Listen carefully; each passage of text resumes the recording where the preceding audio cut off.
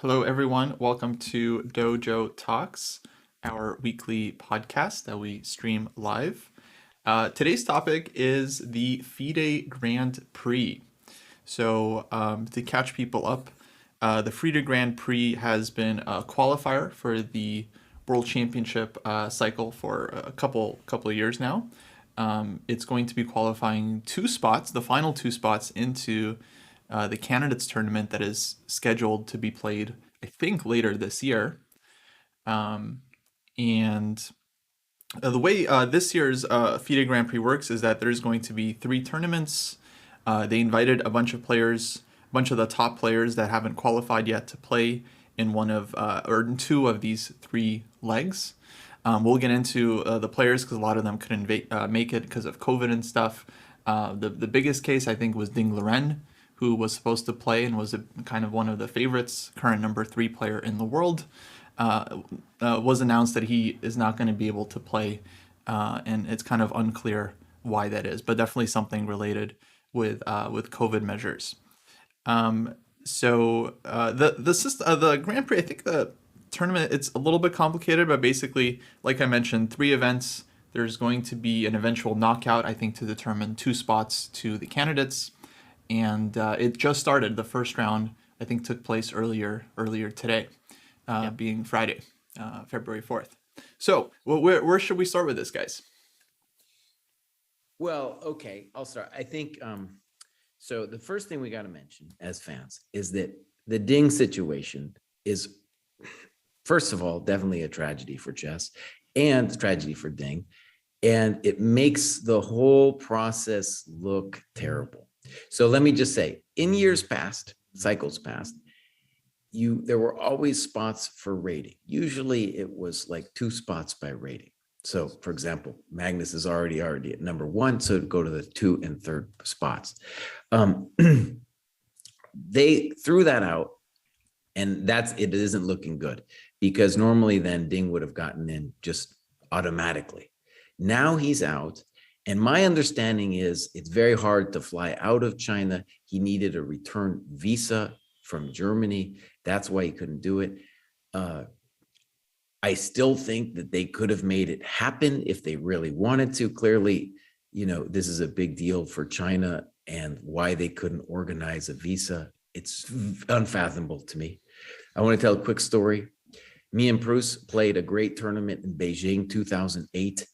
And at the last minute, I discovered that I did not have a proper visa. And there's a Chinese consulate in San Francisco, and I was not there at the time. And Mr. Proust took the train from Berkeley over the bridge into San Francisco to stand at the Chinese consulate at 6 o'clock in the morning to get me a visa. The guy did it for me, man. Check that out. That's what Mr. Proust did for me, 2008. Why didn't Ding have somebody doing that for him? That's my question.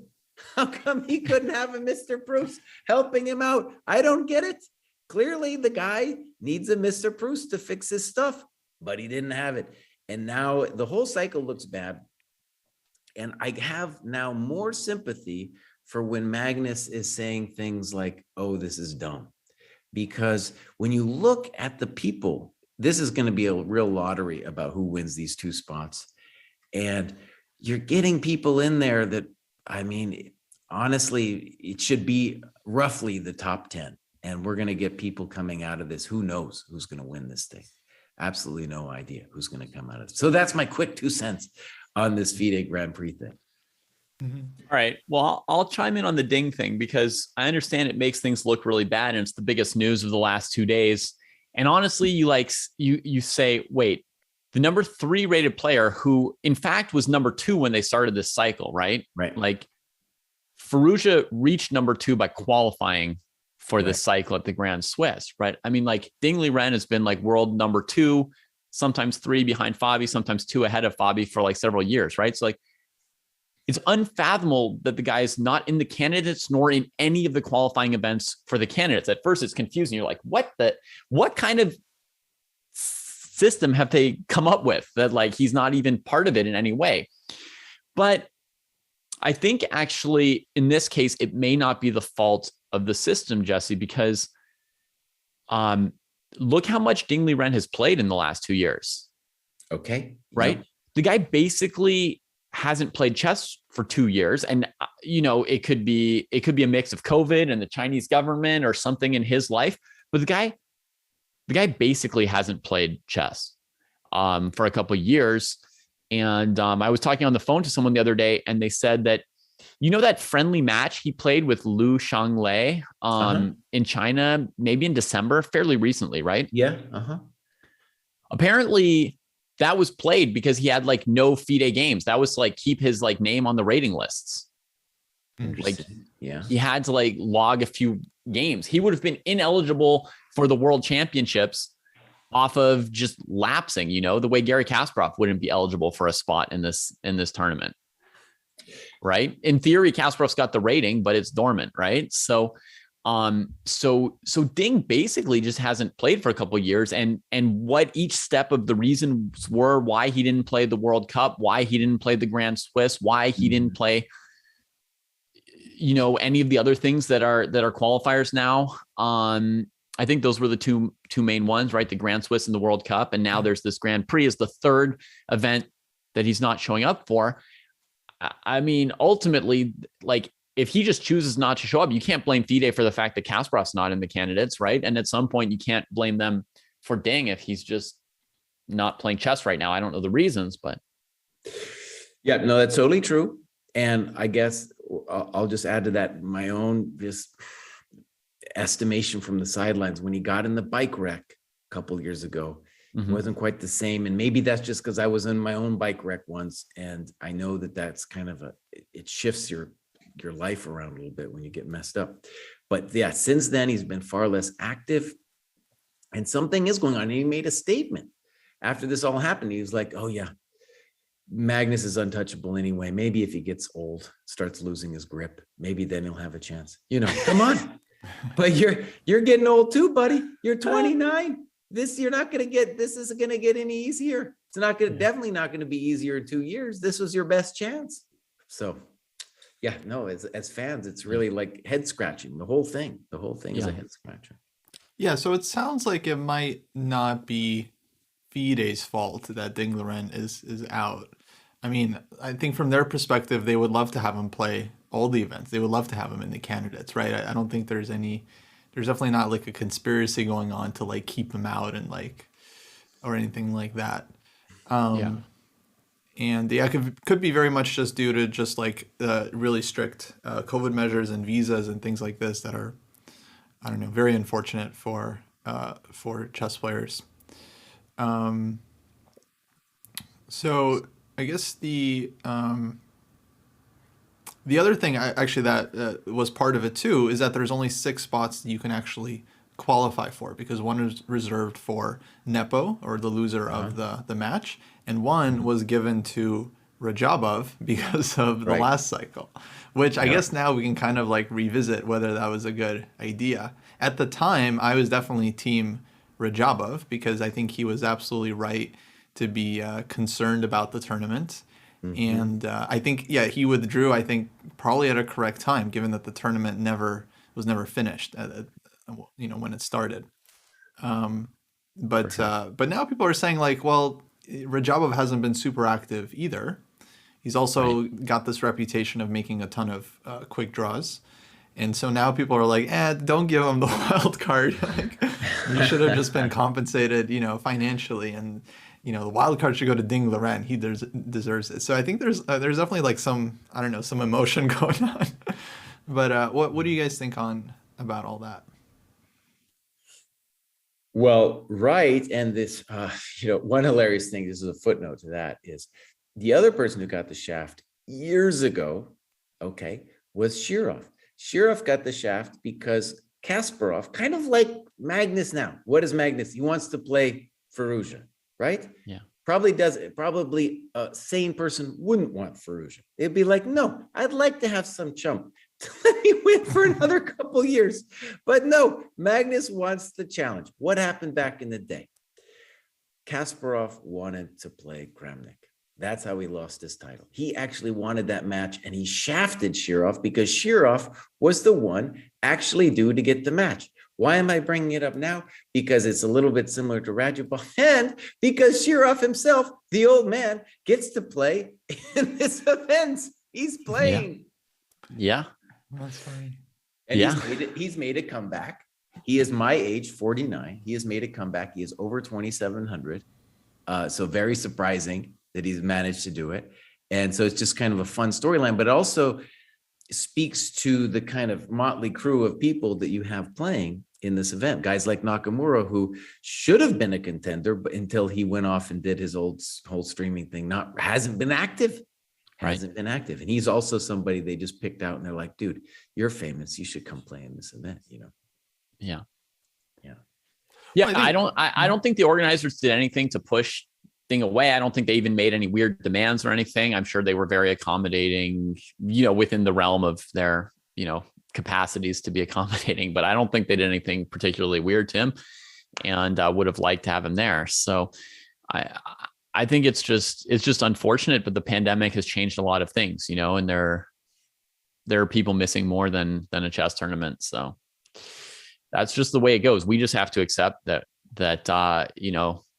Ding Liren maybe didn't want it that badly, or the Chinese Chess Federation didn't want it that badly. And life goes on, and we watch the guys we got. Okay. Well, and that just makes it so it's hard for me there. Now I want to bring up another thing about this FIDE Grand Prix. It's very hard as a fan to understand how it works. I know it happened last time, and it was also hard to understand then. So let me just say, there's 3 events you get to play in 2, and then you add up a bunch of points, and you get points depending on your placement. So as a fan, it's very hard to follow. It's not like, could it have just been one event where they picked the top 2, something like that? This thing is like, oh my gosh. And then obviously you could say to yourself, well, some fields are stronger than others. There's all kinds of weird stuff like that going on. And then because guys like Ding aren't there, then you get replacements that are only there, not even playing for a spot themselves, they're just playing to play. And it just gets weird. Yeah. It just I don't think it's so impossible to understand, because you're adding 2 numbers together. But I do think that the Grand Prix points are an additional layer of complexity that doesn't really add anything. Like you guys may recall, I had a plan for like a Grand Prix that I would use for my dream world championship cycle. Right. And in my Grand Prix, similarly, you've got like 4 or 5 like tournaments, and then you add up your top 3 scores from those tournaments, but you just add your points from the tournaments. You don't be like, oh, he finished in 7th place, so that's worth 3 points. And oh, in this tournament, he finished in 3rd place, and that's worth like 11 points. Like, I don't see the point of like changing your points from chess points into some kind of qualification system points, and then adding the qualification system points together. They're already points. It's like very easy in chess, like everything is so mathematical, straightforward, whites, blacks, ELO ratings, 6 out of 10 in a tournament. I'm not sure about the Grand Prix. I do like that system for the Grand Chess Tour. I think that makes it kind of exciting to follow, where it's like, oh, Magnus needs to score like 1st or 2nd to win it, or like Mamedyarov, he needs to place 4th to like qualify for like an eventual playoff or something. I don't know. I guess it's okay if someone's really into it, but I'm not sure how much it adds compared to just like saying this guy's scored 27 points so far this season, this guy's scored 25. Yeah. And then, he needs to score more than 2 points more than him in the final tournament to surpass him. Yeah, that's pretty similar, I would say. Yeah, it's not a big Instead, deal. it's like this separate set of numbers that you have to translate to, and then it just makes it, a little bit harder, less transparent for non-super fans. Yeah, I mean, I consider myself a super fan. It's too complicated for me, man. Mm-hmm. I want it clean. Yeah. There's got to be said that, let's say, World Cup qualifying is going on now in the world of soccer/football, and that can sometimes be a little complicated too. I feel it's a little bit cleaner, but it can become complicated for the fans as well. So I just mentioned that because I think when FIDE does this, they're looking at World Cup and how that works. And there's certain similarities about how they're organizing things a little bit. That's their dream, to create something similar to the World Cup, I think. Yeah, actually, there have always been comparisons drawn between FIDE and FIFA. Right. Not necessarily the best ones as far No. as I've heard. Well, right. And one thing, we've mentioned this on the show, one thing I feel strongly about is there's kind of in both organizations, there's an inbuilt corruption because in order to win the election, you have to buy the votes of the small nations, because of one nation, one vote. So like China gets as much votes as a tiny country, Barbados or whatever. So you can buy off Barbados, no problem. And if you want to win, you kind of have to.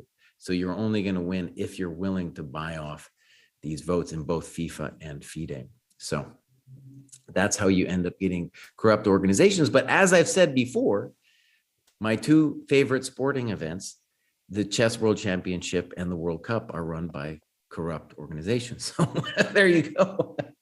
Right? Yeah. Yeah. Okay. Now we can also talk about the other side of this, which is that I think this was the tournament where there was a lot of confusion going into it about who's organizing this event, like because it's called the FIDE Grand Prix, right? But then there was, well, I think there was this drama with the players and World Chess asking about the logos on their jackets and whether they can get a cut of the sponsors. I think that was for this event. And it is for this event, Kostya. And I've been looking to see what the resolution was, but the only news stories I can find are from 3 weeks ago saying the players are complaining. I have not been able to find any resolution about whether the players were or were not allowed to wear their sponsor logos, or if they had to pay, the mafia for that, right? Yeah, that's not really clear. But yeah, I thought it was so funny leading up to this event that, so there was this like drama with the players, and then like FIDE's response was like, World Chess is organizing this event, not FIDE, so you can stop complaining to us. And people were like, what? Yeah. This is the FIDE Grand Prix. What are you talking about? I mean, do you know what World Chess is, Kostya? Yes. Actually, people are, because it is a separate thing from FIDE in a sense. Right. No, it is not much of a thing, but it is a thing. Oh, it's definitely a thing. Yeah. It is a separate organization. Actually, people are also asking us in the chat, like, why exactly is it kind of like an open thing that FIDE is corrupt? I think the plan is we're going to eventually do a full show on FIDE and air out all of our grievances. I think we'll also do a full show on World Chess as well. Long show. But the short version, as I understand it, is that World Chess is a separate organization that was formed several years ago. It used to be called Agon at the beginning. And FIDE and Agon back then, they made this like huge deal for the World Championship cycle. They basically sold the rights of the World Championship cycle to Agon, so they can run the Candidates Tournament, the World Championship, qualifier events, all that stuff. I don't know a lot of facts about Agon, so the next stuff is just kind of stuff that I've like heard been said, but maybe David, you have more detail. But it basically just like feels like some kind of like weird shadow organization where FIDE can just like launder money to themselves basically, but make it look like they're selling it to because it was very much like FIDE people involved in the whole thing. So it was very, very sketchy. Maybe you guys have more details. Exactly. Yeah, I mean, they made some kind of deal with them for like around 12 years of all like their most important events, with no other no other bids or suggestions, and sold it for like $1 or whatever, gave them away all the rights to everything,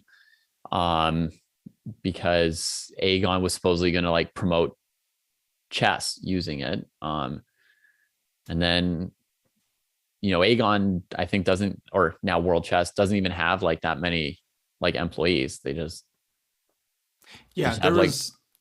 there was a lot of hype. They were like, we're going to revolutionize how chess is shown and how chess is broadcast. I mean, I think they did come up with what we now know as like the eval bar. I don't know if they were the first to do it, but that was one of their big inventions, was that you can now see the eval. That'd be amazing. I don't know if they did it first, but that was definitely one of their like big innovations. That wasn't even on the list of things I was blaming them for. I don't know if they were first, but they were definitely very excited about that prospect. Yeah. I mean, today's not their episode, is it? Or I mean, how much are we supposed to say about them today? No, like, I think, but it is true that they are a separate organization, which FIDE gave the legal rights to organize the event. And so when FIDE says like, oh, we're not the organizers, it's true insofar as they like, gave it away to these other organizers. Well, hold on. I think they're definitely part of the discussion today, because why it's so weird has everything to do with these people. It was weird in 2019, the last time this happened, and they were also running that show. Like, who decides? I assume when we talk about the wild cards, I assume they're the ones deciding that. For example, they're the ones who came up with this weird point system and this whole thing. And I assume they paid some money to FIDE to get this gig. And I assume they had bigger dreams than what happened, because no one knows who World Chess is. My understanding is very little, like basically like that they basically didn't pay FIDE and then had the rights to this incredibly valuable property that they wanted to then make money off of. So where like FIDE is supposed to be like a nonprofit, right? They're supposed to be a for-profit. So the nonprofit gives them something very valuable and they're allowed to monetize it and make a profit off of it. They just haven't necessarily done a good job of it, right? But like, imagine I give you the world championship, Jesse. I'm like, you're in charge of it. And now you can go to other people and sell it to them, right? Because it's not like Aegon or World Chess was ever like, okay, we're going to go like rent this like venue and we're going to like hire, we're going to hire these arbiters and we're going to like get chairs for the players and stuff like that. No, they would then go to like, some tournament director and organizers and directors in some place and say like, hey, do you guys want to pay to run this event? So they just kind of resell it. Well, right. And I mean, for example, in the US Chess Federation was incapable of running the US Chess Championship. So then St. Louis took it over. Great. That was fantastic. Right. And we kind of know what St. Louis is about. It's not a for-profit organization. And this one, I just don't know. It's been years now. And it's kind of astounding to me. I'm like, who are these people? The head guy, this Ilya guy, no idea who that guy is. I have no idea. Who are the people behind this? No one knows. There's just him at this point. That's the whole World Chess. That's kind of the thing now. It's just him. Just one jerk behind a keyboard with some lawyers on speed dial. Yeah. So, okay. I think it is definitely relevant to today's talk because they're organizing the tournament itself. And I think Jesse's right. And like a lot of this weirdness does come from this odd relationship. We will do a full episode on World Chess, I think, soon. Really? What is there to say though? No one knows. Yeah. I mean, no information. You can think of it like this, Jesse. Like instead of St. Louis, think of it like this: the U.S. Chess Federation sells the rights to the U.S. championships to, ChessDojo Inc., a for-profit chess company. We pay them $1 for it, and then we go to the Mechanics Club and say, "What would you pay us for the rights to host the West Coast qualifier?" And they pay us, and then we let them run the West Coast qualifier, and we have St. Louis run the Midwest qualifier, and we go to the Marshall Club and they pay us to run the East Coast qualifier. So they all run the qualifier tournaments. We just sit here, occasionally send some threatening emails if anyone says something we don't like, or make some rude tweets about them on Twitter. So they all pay us, like $1 million each to run those tournaments. And then we take bids from, 5 or 6 chess clubs around the country who wants to run the actual championship. Once the qualifiers are determined, we have them pay us another $1 million. And then we just tweet something about how it's, groundbreaking chess in the next century or the next decade or whatever. Oh, and then because there is going to be a lot of hype about the U.S., hypothetical U.S. championship. This ChessDojo Inc. Company could then sell the moves, because the moves, everyone wants to see like what's going to be played. So the moves themselves are actually very, valuable. And ChessDojo has the rights to the U.S. Championship, so how dare you steal the moves from Dojo? Yeah. And so, yeah, the moves themselves could be sold according to that company. Yeah. You saw the thing where they were like relaying moves from an event that Chess24 was running, having previously sued Chess24 for showing like the moves of the World Championship. So Chess24 was like, okay, so you've been like showing our tournaments on your website for like weeks now. So I guess that means like you're okay. Like you've accepted the doctrine that people can relay moves. And they're like, oh, no. We just know that you're not going to sue us about it, but we still have the right to sue you if you do the same thing. That was so funny. That's why we got to do a full episode so we can get into like, the lawsuits, the threats, all the Twitter beefs, I think should be highlighted. Okay. Let me, I just got to read this to you. I did some digging. I did some digging before the show, and honestly, it was very hard to find. I have finally found it. Okay, here we go. This is quick. I'm just going to read this. It's relevant. So, commercial agreement with Aegon and World Chess in 2012. This stinks, honestly. Listen to this. FIDE entered into a commercial agreement, initially planning to last until 2021 with the company Aegon Limited.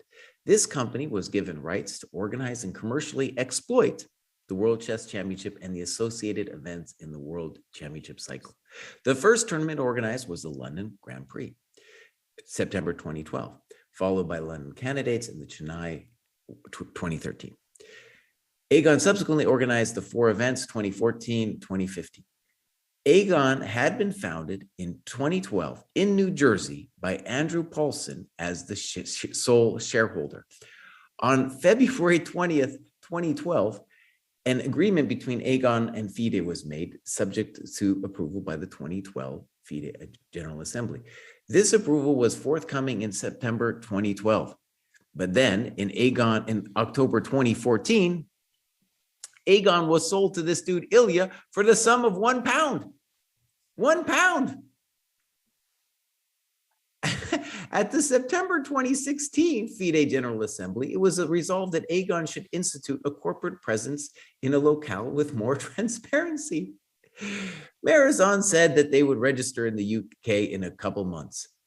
As a result, a new company, World Chess Limited, was registered shortly after, replacing Aegon as the rights holder in the agreement with FIDE. Oh, man. Yeah, I told you. I said $1, but I was close. You were close, dude. Yeah. Oh, man, that is so terrible. Yeah. Oh, gosh, man. And that was hard to find, my friends. That was really hard to find. Yeah. It was buried, and it's still buried. You read that and you're like, oh my God, there's so much backroom stuff going on there. Right. You sell the thing to sell the thing to sell the thing, and then sell the thing. And who are these? They're making big decisions too.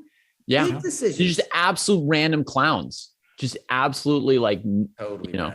Totally. I think the name change was very wise though, because Aegon sounds like the name of a villainous organization, like the Incredibles or something, and it just sounds like cartoonish. It was. World Chess, at least a little less. It was dystopic. Dystopic. That's right. Yeah. And this goes back to Ilya Janov. That's how it all started. The Twitter account, by the way, as Cartier is saying, the Twitter account is the same guy. There's just one guy. That's it. Yeah, it's just one dude. It's just one dude. And then if he's like a little bit mad at you, he tweets some angry stuff. If he's really mad at you, he like sends an email to his lawyers, and that's it. Like they don't actually do anything. Like as far as like organizing, publicizing, like anything, right? They have there's no there. There's nothing. Okay, I do need to read this, okay, because it is important just to make sure everybody understands. After the 2018 FIDE elections and the appointment of a new FIDE president, the new management took regaining control over the World Championship cycle as one of their top priorities. And in 2019, Emil Sutovsky, FIDE director, announced that a new contract had been signed. Is that contract anywhere to be found? I don't know. That continues a scaled back relationship with World Chess, formerly known as Aegon, through 2021. However, that's obviously not entirely true. It is 2022. Yep. And this World Chess stuff is still they going on. They still have it. I've heard it's their last cycle, but you know. Okay. Well, So it's Question still, is, who's Sutovsky going to sell it to next? now let me just say, we got to say something. What did happen in FIDE that could be described as a glimmer of hope, though I don't know if I have it, is that you got guys in there now like Sutovsky and Short, who I at least come there, I think, with the best intentions. And can they right the ship? I don't know. I think there's fundamental reasons why FIDE will remain corrupt. But in any case, we can talk about that in another show. But it is true that maybe this is the end of this world chess thing. We'll see. We'll see. Yeah, I think it's an important disclaimer to make. I think I made it last time, maybe multiple times now. Not everyone in FIDE is a terrible person, and there's been different administrations in there and different people in there. And yeah, it does feel like the new administration does feel at least a lot more transparent and honest than previous ones. And I feel like that's because, yeah, a lot of them are like actual chess players, and so kind of like, yeah, they're not so much on the bureaucratic side. That said, they still have to be held to a high standard because they're kind of in charge of everything in the chess world, and there's really no room for any kind of bribery, backroom deals, money exchanging hands. Nigel Short getting like cushy commentary jobs, even though everyone complains about him. Like, this stuff should be to a minimum. It's all there is. I mean, it's all there is. And we got to say, that as much as we're complaining, the World Championship has always been, to my mind, a beautiful event, even if there's always been hiccups, and it's always, honestly, I think, had an element of corruption to it. There's always been an element of lack of transparency. And so now, for example, we got these guys, these ex-GMs. I mean, they're still GMs, but guys who used to play at a very high level, who are in the organization, but still at the top, you got a guy who is a right-hand man of Putin, and Arkady Dvorkovich being the prez. So, it's still, it's like, but it's always been a little bit that way. We got to say, we're going back hundreds of years. If you look at any cycle, there is legitimate complaints about what actually went down and the transparency of the whole Right. thing. I mean, like at first you're wondering like, okay, are like Sutovsky and Short better than Asmai Parashvili or something like that, right? But then you have to remember that like the actual president, it's like a direct line down from like Ilyumzhinov to like Dvorkovich. You still at the top have, a non-chess player who's coming from like a very high political circle, right? I think like we got to say a true power dude. Both Ilyumzhinov and Dvorkovich were both like 2,300 players, I think. I know Ilyumzhinov wasn't. I know Dvorkovich is at least some kind of player, but still. Okay. Yeah. I believe they're both, like experts or masters. Yeah. With Dvorkovich, yeah, it's really weird because, of course, it seems like he's like the super rich guy, very close to Putin. I mean, it seems like an odd candidate to have for a president.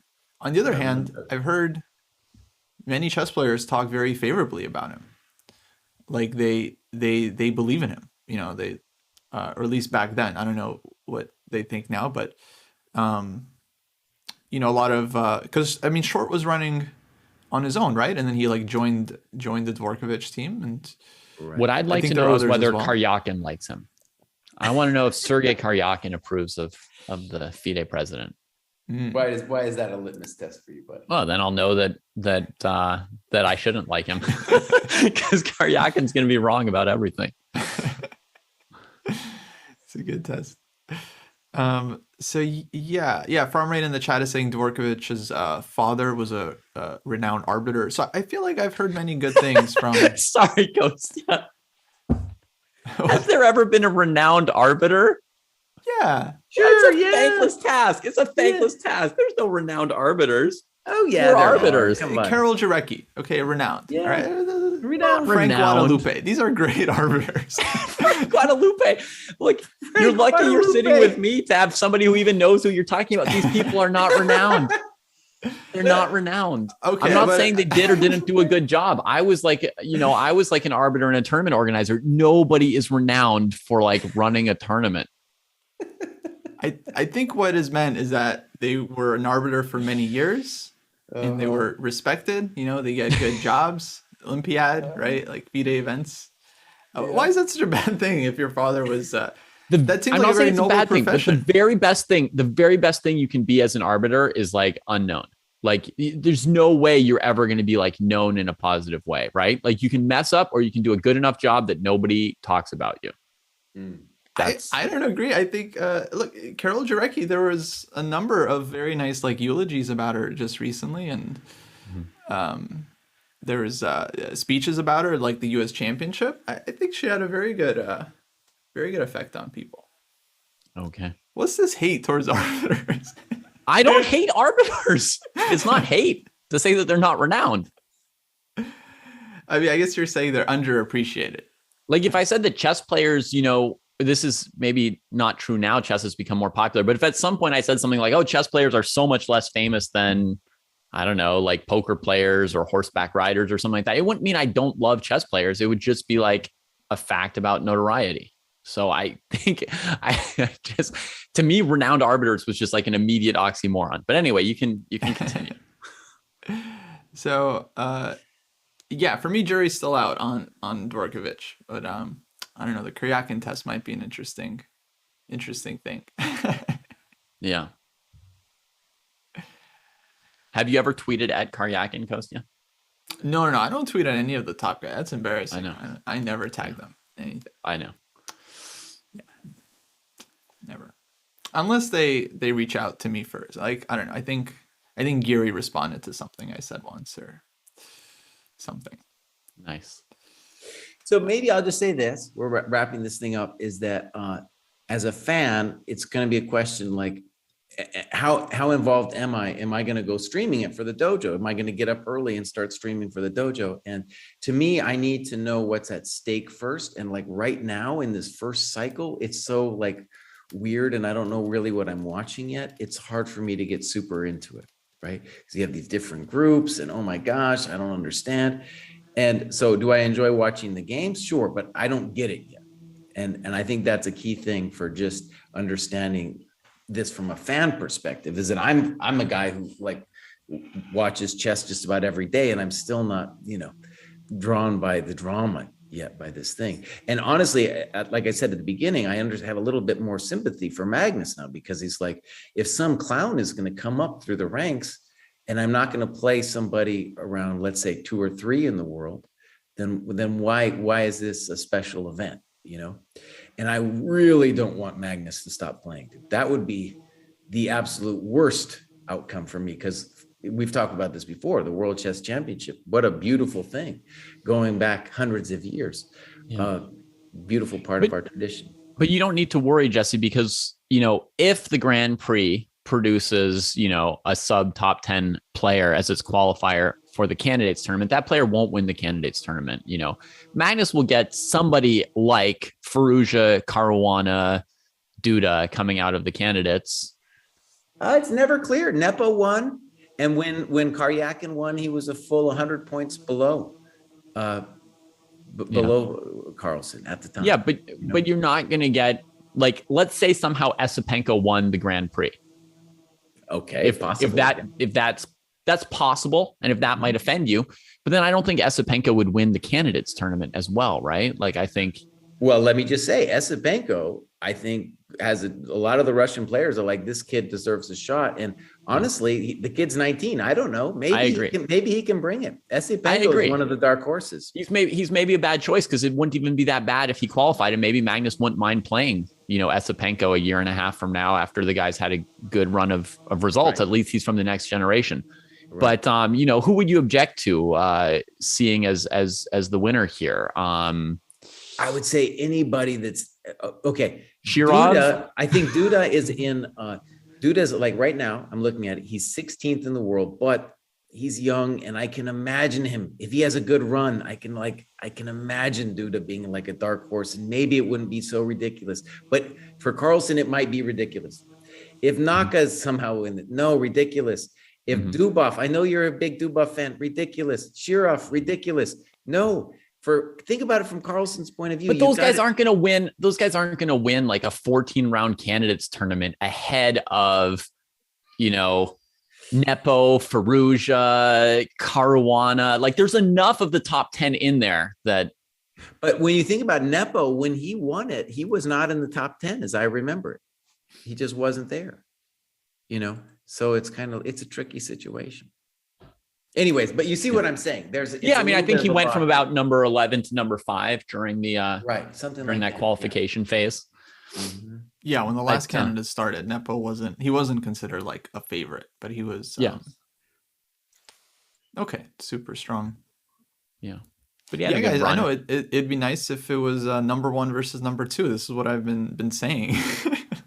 I don't think the Grand Prix is like a big problem. It's like, when you've got enough different events along the way, I think the person who comes out of the candidates, it's like, it might be like a mild disappointment for Carlsen if he only wants Firouzja, but like to the rest of the chess world, I think it'll be a top 10 player who wins the candidates tournament.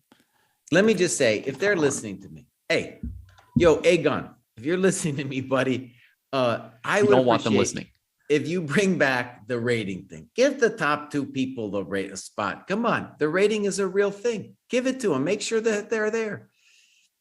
And honestly, find a way to bring Dean in. I don't care. Fix his passport. Give him a pass. Bump somebody else out of there. The guy needs to have a shot. I disagree. I love Ding, but the ratings should, like, if you want to use rating slots, you got to have like some activity, like, as well. So someone can't just sit on their rating for like 6 world championship cycles, right? It has to be like you've played a minimum of 30 rated games in the year or something like that. Whatever that number would be, I don't think Ding would make it. So I have nothing against Ding. I love Ding. I would love to see him play more, including in this. But with what's happened over the last 2 years, it makes more sense to have somebody like Esipenko, honestly, who's like, playing nonstop and really wants to play. Fair enough. Here's an interesting stat. If you are below number 9 in the world, you are not within 100 points of Carlsen. And as we saw with the statistics put out by Chess Numbers, you need to be at, I don't know, if you are like 50 points difference, your odds of winning the world championship against Carlsen, not good. Not good. And honestly, even at the moment, the Firouzja is 64 points below him, And maybe Firouzja is going to be the one. I think, of course, at this point, especially with Ding out, I'm hoping it's Firouzja or Caruana. And I think fans especially want Firouzja. Everybody. But also, it's a 1v1 match, right? I mean, the ratings, they measure how you've done against playing against everyone. But when it's 1v1, if you get like a psychological edge on someone, it doesn't matter if they're slightly higher rated. I think it matters. I think what you saw with Carlsen and Mamedyarov was like that's the rating difference. That's what I saw. It's like, that's the rating difference. That's chess statistics for you right there. Yeah. Well, fair enough. Okay, well, let's wrap it up and we'll be back soon again for All right, guys, that's going to do it. Yeah. Thanks everyone for tuning in.